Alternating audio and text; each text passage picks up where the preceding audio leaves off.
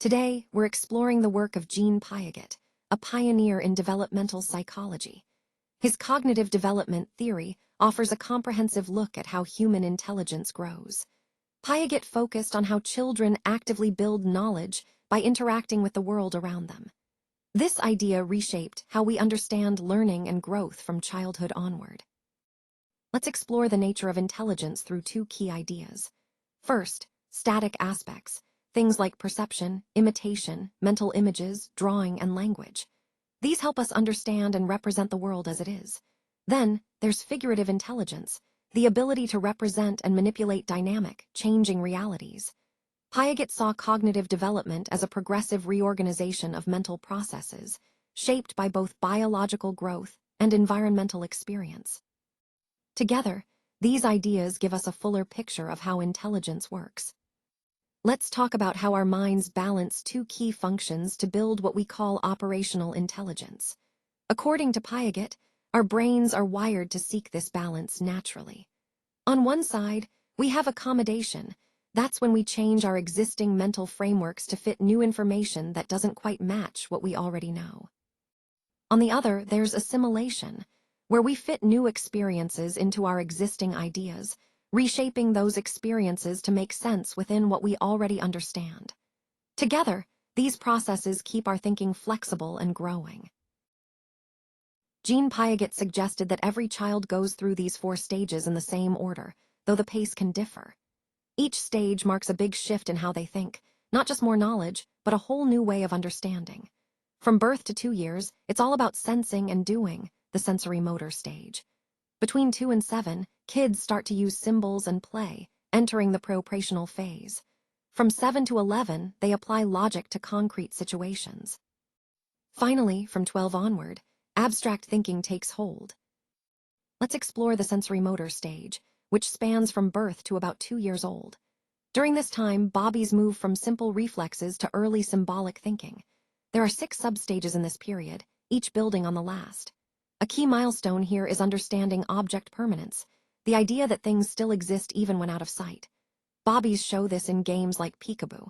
They actively learn by combining what they sense with their physical actions, grabbing, sucking, stepping.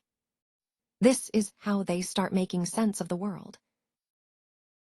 In this stage, kids start asking lots of why questions. They begin to connect events in a way we call transductive reasoning, like saying, "The balloon popped because the dog barked." Between 2 and 4 years old, children develop symbolic function. They use mental images and play pretend, but their thinking is still very egocentric. They assume everyone sees the world just like they do. From 4 to 7 years, their intuitive thinking grows. They can imagine things without them being right in front of them, and they love role-playing and imaginary friends. This whole period is what we call the pre-operational stage. When kids are in the pre-operational stage, they face some clear limits in how they think. For example, they struggle to sort things into categories and subcategories at the same time.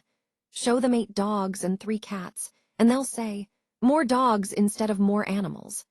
They also don't get that changing how something looks doesn't change how much there is. They can't grasp that idea of conservation or reversibility. Plus, they tend to focus on just one feature, like thinking a tall glass holds more liquid than a short one, even when it doesn't. This is called centration, and it's a key limitation of their thinking. At this stage, kids start to recognize that their thoughts might not match everyone else. They get the hang of transitivity and inductive logic, but deductive reasoning still trips them up a bit. They're less egocentric now, understanding that moving something around doesn't change how much there is. They can sort objects by size or shape, and even order them by number, weight, or mass. Hierarchical classification begins to emerge, grouping things into classes and subclasses. This is what we call the concrete operational stage, typically between 7 and 11 years old.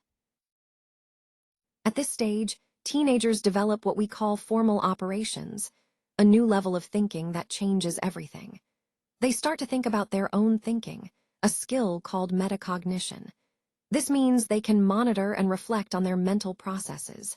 They also become capable of hypothetical deductive reasoning, which means they form hypotheses and test them like scientists.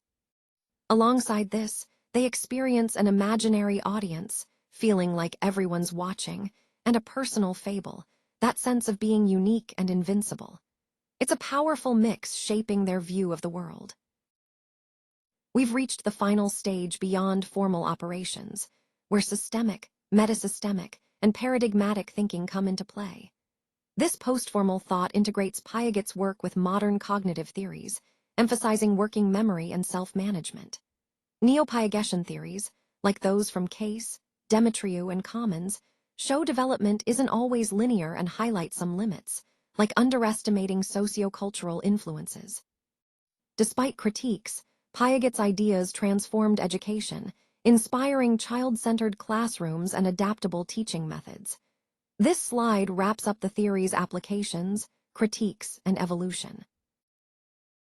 This video was created with SlideSpeak. Visit SlideSpeak to turn your presentations into engaging AI-narrated videos.